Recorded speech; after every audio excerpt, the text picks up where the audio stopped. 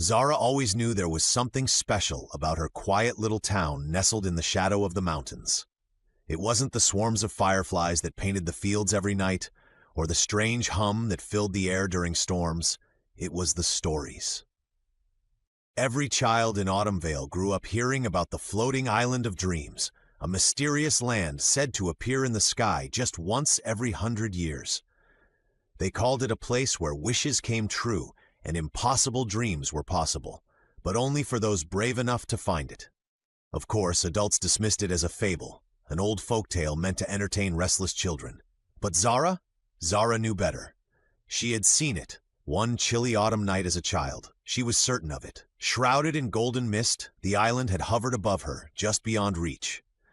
For almost 10 seconds, it was as if it were calling to her before vanishing into the clouds.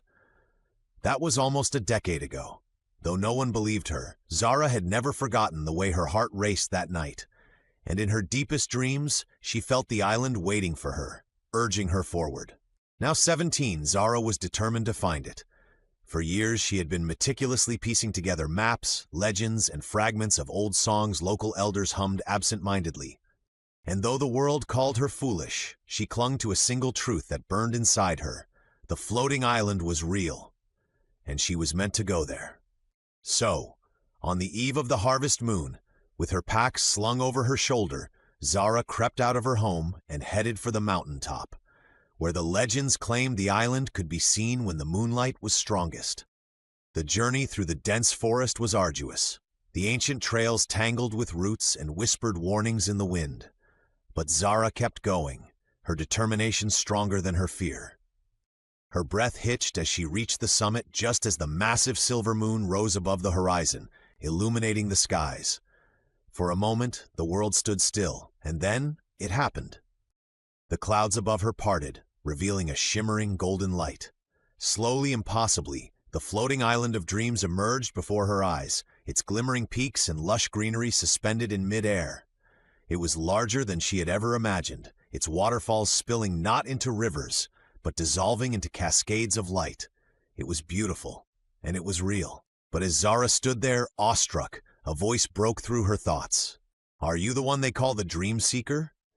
The voice was ethereal, neither male nor female, yet filled with an ancient wisdom. Zara spun around to see a figure cloaked entirely in silver, their face concealed.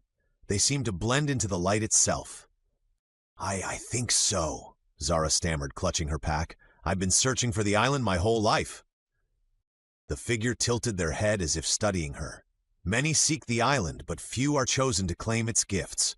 Why have you come, child of Autumnvale?" Zara steadied herself, her voice firm despite the trembling in her chest. "Because I have dreams too big for the world down there. I want to create magic. I want to heal broken hearts and show people hope again. I don't want to just live. I want to give something extraordinary back to the world." For a long moment, the figure said nothing. Then, with a gesture, they opened a portal of swirling golden mist. "If your heart is true, the island will accept you," they said. "But be warned, the island grants dreams at a cost.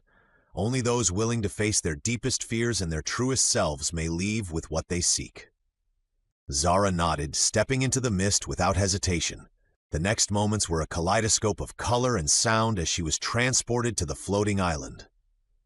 She landed softly on a field of glowing grass, her breath catching as the landscape unfolded before her. Everywhere she looked was wonder. Trees with crystalline leaves, rivers that shimmered like molten gold, and skies where constellations moved like living things. But then the ground shifted beneath her. Zara turned to see a massive shadow rise from the earth, a figure that mirrored her own silhouette, but its face carried her doubts, her insecurities, and every harsh word she'd ever heard whispered about her. "Who do you think you are?" it hissed, "to believe you're worthy of a dream?" Zara's heart raced, but she gritted her teeth. "I'm me," she said firmly, "and that's enough." The shadow lunged, but Zara stood her ground, its darkness dissolving as her courage burned brighter. With each step, she faced more challenges, visions of failure, moments of rejection. But each time, Zara chose belief over fear. And with every choice, the island seemed to glow brighter. Finally, at the island's heart, Zara found herself before a great golden tree, its branches stretching endlessly into the heavens. The figure in silver appeared once more. "You have passed the trials of the island," they said. "Speak your wish." Zara closed her eyes, her mind clear. "I wish for the strength to always follow my dreams, and to help others do the same." The tree's branches shuddered, and a single golden leaf floated into her hands. Warmth filled her, spreading to every corner of her being. And just like that, she was back on the mountaintop, the floating island fading into the clouds. But Zara was no longer the same. In her hands, she held not just the golden leaf, but an unshakable belief in herself. And as she descended the mountain, she knew her adventures were just beginning. Dreams, after all, were meant to be shared.